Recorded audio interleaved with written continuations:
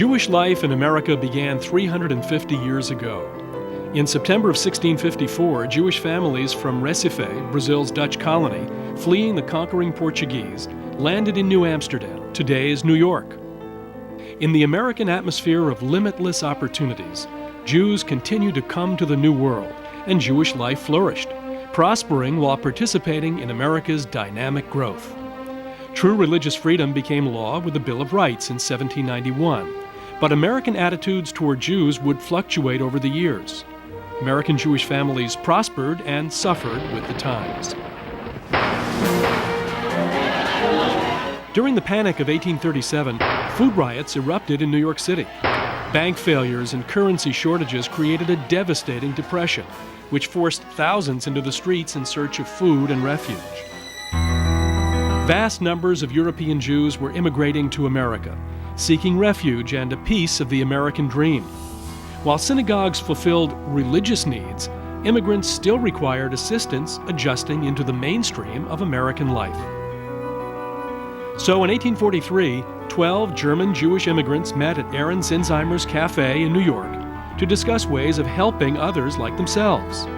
Henry Jones proposed the founding of a society based on the teachings of Judaism, but free of specific Jewish ideologies. Pooling their resources, they founded the Independent Order of B'nai B'rith, Children of the Covenant, to unite all Jewish people in a common purpose of service to their community and the world. The seven-branch menorah, symbolizing enlightenment, was adopted as their emblem.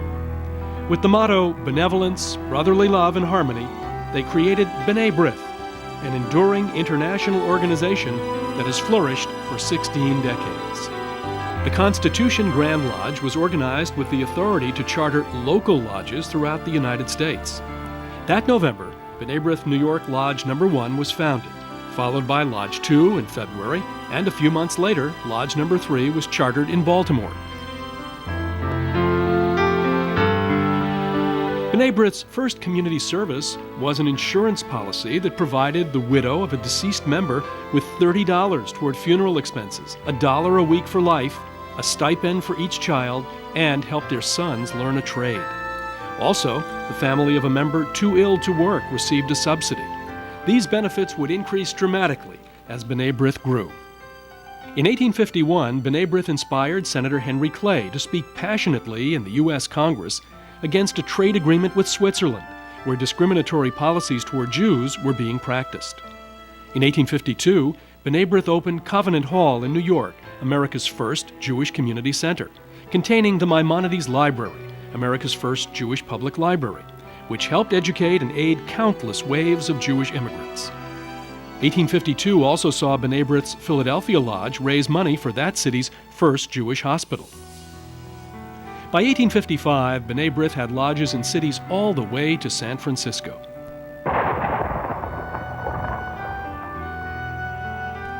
In 1861, responding to Abraham Lincoln's appeal for volunteers, Chicago's Ramah Lodge recruited and equipped a company of Jewish soldiers, beginning B'nai B'rith's distinguished record of war service. The Civil War saw B'nai B'rith members play key leadership roles in persuading President Lincoln to revoke General Ulysses S. Grant's Order No. 11, which prohibited Jewish peddlers and traders from traveling in the South. 1865. Cholera epidemic victims in Palestine were sent $4,500 from B'nai B'rith, the first of their many actions for foreign relief. B'nai B'rith's silver anniversary saw increasing membership under the leadership of its president, Julius Bine. The opening of B'nai B'rith's Cleveland Jewish Orphanage to care for the needs of 200 Jewish Civil War orphans, and with floodwaters threatening, Baltimore's B'nai B'rith launched their first disaster relief campaign. In 1870, amid terrible persecutions of Jews in Romania, B'nai B'rith persuaded President Grant to appoint former B'nai B'rith President Benjamin Peixoto as U.S. consul to Romania, and help fund his mission to fight growing anti-Semitism. When Chicago's Great Fire of 1871 left thousands destitute, B'nai B'rith responded with compassion and assistance, raising enormous sums for food, clothing, and medical supplies, as they did again in 1873, when a yellow fever epidemic devastated the southern states. In 1876, honoring the American centennial, B'nai B'rith commissioned a statue of religious liberty that was dedicated in Philadelphia and still stands today as a monument to the unique relationship between American and Jewish ideals of tolerance. The 1880s through the turn of the century brought a flood of Jewish immigration from Eastern Europe and Russia. B'nai B'rith lodges helped meet their needs with innovations like Chicago's first employment bureau for newcomers, night school classes, and Americanization publications. 1886 saw the debut of a publication now called B'nai B'rith Magazine. Plus, the YMHA in Atlanta, a technical school in San Francisco, and a junior B'nai B'rith lodge in Vicksburg. B'nai B'rith's disaster relief efforts aided victims of the Johnstown flood and Jewish farmers in the Dakota drought of 1888. The late 1800s saw dramatic international growth for B'nai B'rith, with membership approaching 25,000. B'nai B'rith member Sigmund Freud first presented his new theories of dream interpretation and psychoanalysis to his Vienna lodge at a time when no one else in Europe would listen to him. In 1892, B'nai B'rith founded a library in Jerusalem, which is now part of Hebrew University. In 1893, on B'nai B'rith's 50th anniversary, President Grover Cleveland honored B'nai B'rith, a precedent followed by every subsequent U.S. president.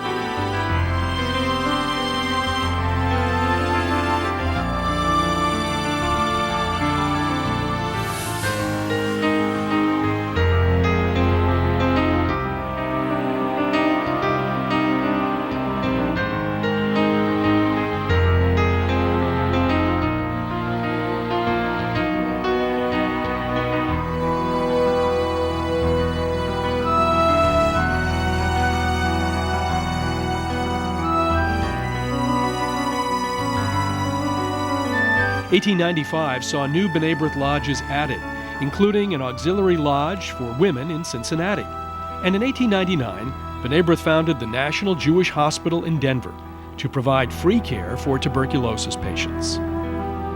The 1900s was a century of service for B'nai B'rith, providing aid to poverty-stricken victims of pogroms in Europe, as well as sufferers of natural disasters, resettling thousands of immigrants west out of New York, helping European Jews escape persecution and gain admittance into the U.S., and influencing the U.S. government to intervene on behalf of human and Jewish rights in the Balkans. In 1913, prompted by the lynching of B'nai B'rith Georgia Lodge President Leo Frank, the Anti-Defamation League of B'nai B'rith was established to fight anti-Semitism. That same year, President William Howard Taft received the B'nai B'rith Medal for his intervention on behalf of oppressed Jews in Russia. During World War I, B'nai B'rith sold vast numbers of Liberty Bonds, set up recreation rooms outside military training camps, and contributed equipment to the Red Cross, founded by B'nai B'rith member Adolphus Solomons, together with Clara Barton. In 1918, marking the end of the war and the celebration of B'nai B'rith's 75th anniversary, a special flag was dedicated to honor over 3,200 B'nai B'rith members who served in the armed forces. In post-war Europe, B'nai B'rith founded orphans' homes and fed 2,500 meals per day at their soup kitchen in Bucharest, while ADL gained visibility in its fight against growing anti-Semitism in the United States. The 1920 B'nai B'rith Convention in Cleveland adopted 600 Jewish war orphans in Europe and officially recognized their auxiliary lodges for women, later known as B'nai B'rith Women. As America's B'nai B'rith aided Jewish immigrants in Mexico, Poland's large B'nai B'rith lodge helped Colorado flood victims, Ohio tornado victims, and Jews in Germany. In 1923, Rabbi Benjamin Frankel created the Hillel Foundation at the University of Illinois to counter discriminatory policies against Jewish students. In 1925, B'nai B'rith began sponsoring the Hillel Foundation to help foster Jewish identity through religious services and Jewish social events. Concern for Jewish youth was also the driving force for Sam Bieber and B'nai B'rith when they established AZA for boys in 1925 and BBG for girls in 1927.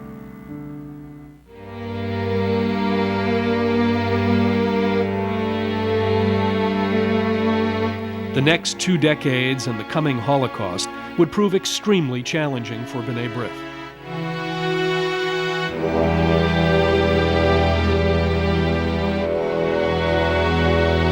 As the Nazi regime gained strength in the early 30s, B'nai B'rith organized mass petitions protesting the brutality of the German government and its treatment of Jews. In 1938, B'nai B'rith influenced President Roosevelt to call on 33 countries in Europe and the Western Hemisphere to open their gates to political refugees, saving many Jewish lives.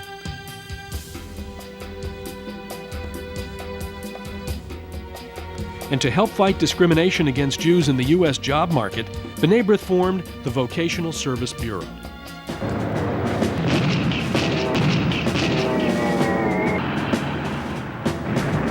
During World War II, B'nai B'rith was strongly represented in the armed forces, in combat units, as chaplains, and in civil defense units all over America. B'nai B'rith groups established blood banks, gathered tons of scrap metal, amassed thousands of blankets, and raised nearly $1 million for war relief and the plight of Jews in Europe. As B'nai B'rith celebrated its first century of service in 1943, its primary goals were to save Jews, assist them in the aftermath of war, and help build a Jewish Palestine. In 1948, B'nai B'rith helped shape public opinion towards formation of the State of Israel, and B'nai B'rith member Eddie Jacobson influenced his friend President Harry Truman to recognize the Jewish state. Later, B'nai B'rith President Henry Monsky worked closely with Israel's first president, Chaim Weizmann. B'nai B'rith provided Israel with shiploads of support, established recreation centers for Israeli war veterans, founded a desperately needed home for children, and sold more Israel bonds than any other organization. Since 1948, B'nai B'rith has had a full-time presence at the United Nations and continues today as a strong advocate of Israel and a representative of Jewish interests worldwide. In that same decade, the AZA and BBG organizations, symbols of the future, combined to form the B'nai B'rith Youth Organization, and BBYO has helped train countless young Jewish leaders. In the 50s, B'nai B'rith started adult Jewish education programs. The Perlman Camp in Starlight, Pennsylvania, provided disaster relief for victims of floods and tornadoes, and in 1954, in cooperation with the Jewish National Fund, helped establish the B'nai B'rith Martyrs Forest in Israel to honor the 6 million Jewish victims of the Holocaust. B'nai B'rith President and AZA alumnus Philip Klutznick helped strengthen ties with U.S. presidents, served at the UN, and helped memorialize the Detroit Pisgah Lodge's 100th anniversary at the B'nai B'rith Martyrs Forest. In 1957, Eleanor Roosevelt unveiled a bust of her late husband at B'nai B'rith's dedication of its new Washington, D.C. headquarters, which contained an exhibit hall, now the Klutznick National Jewish Museum, devoted to B'nai B'rith documents and American Jewish historical artifacts. The next decade saw B'nai B'rith presidents continuing the organization's close contacts with world leaders on behalf of Jews everywhere. In 1967, the Six-Day War in Israel heightened interest in political issues affecting Jewish life and prompted B'nai B'rith's record sales of $13 million in Israel bonds. At the outbreak of the Yom Kippur War in 1973, B'nai B'rith praised the U.S. administration for its courage in supplying arms to Israel in its hour of need. Also in the 70s, B'nai B'rith groups actively protested against the treatment of Jews in the Soviet Union, started a library in Jerusalem, the Bieber Camp in Wisconsin, and began their successful low-rent senior citizen housing developments. In 1980, the important B'nai B'rith World Center in Jerusalem was established to serve as a bridge linking the Jews of Israel with other Jews worldwide. And in the decades that followed, B'nai B'rith has continued its record of achievements and innovations to help fight anti-Semitism, champion human rights, support medical research and treatment, and provide disaster relief in times of crisis. In this, our 160th anniversary year, we also celebrate our second anniversary in our new and beautiful home on K Street in downtown Washington, D.C. The K Street location is the perfect hub in which to forge ahead in the key areas of Jewish life and public policy. With members in over 50 countries, B'nai B'rith is still dedicated to service and to helping shape a changing world. In 2003, B'nai B'rith, a non-governmental organization, NGO, that had been accredited to the United Nations since 1945, met with the UN Human Rights Commission, chaired then by Libya. We were influential in pressing for a vote that resulted in favor of a resolution making anti-Semitism a violation of human rights. And on the humanitarian front, we are a force for good in the world. Jewish communities in Latin America are in dire straits, and as an organization, B'nai B'rith in both Latin America and the United States are doing as much as possible to provide relief. Of the 200,000 Jews living in Argentina, some 70,000 live below the poverty line. B'nai B'rith leadership has met with presidents of Chile, Uruguay, and Argentina. In doing so, B'nai B'rith leadership demonstrates our solidarity with Jewish communities in the Americas. In partnership with Brothers Brother, a humanitarian assistance organization, we continue to deliver millions of dollars in relief aid, especially medicines, to Argentina, and also carry on our mission to provide relief to the Jewish community of Cuba. We've led 18 missions to that island, which is becoming more and more repressive to its own citizens. 2003 also saw B'nai B'rith begin a new program called Camp Passport, a summer camping experience for children who have been affected by terrorism in Israel. We provided Israeli youngsters with full scholarships, including airfare, giving them 4 weeks in a world of beauty, fun, love, and camaraderie with North American Jewish children in one of our 2 summer camps in the mountains of Pennsylvania.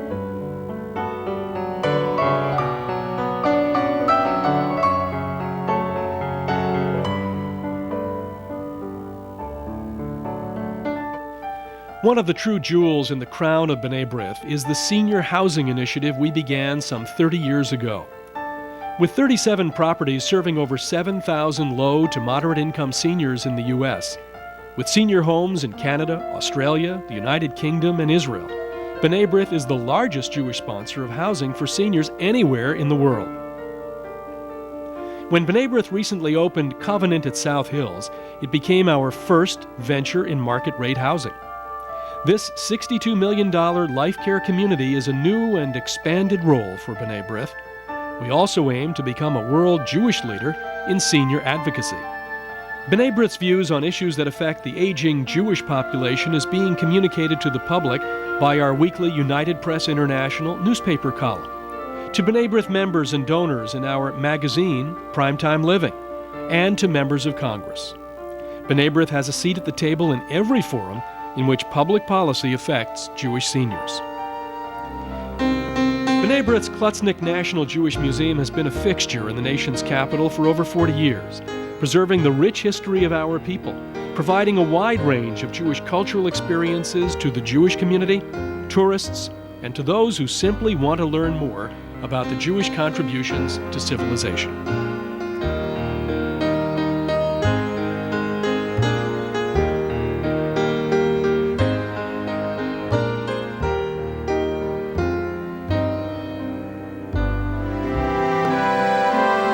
After 160 years, we've weathered the storms, changed with the times, and yet we've managed to keep our core values and best traditions. Helping people in need, wherever and whenever that need arises. Respecting what's right, benevolence, brotherly love, and harmony. Core values, because doing good never goes out of fashion. And today, we're proud to say, with leadership ahead of its time, we're B'nai B'rith.